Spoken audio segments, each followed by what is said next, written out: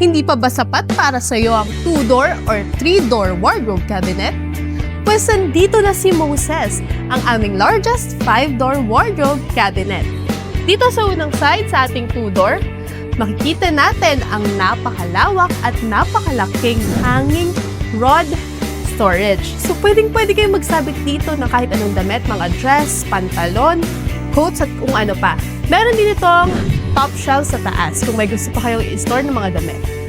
Dito naman sa ating pangatlong door, meron tayong vault at multiple shelves. Yan.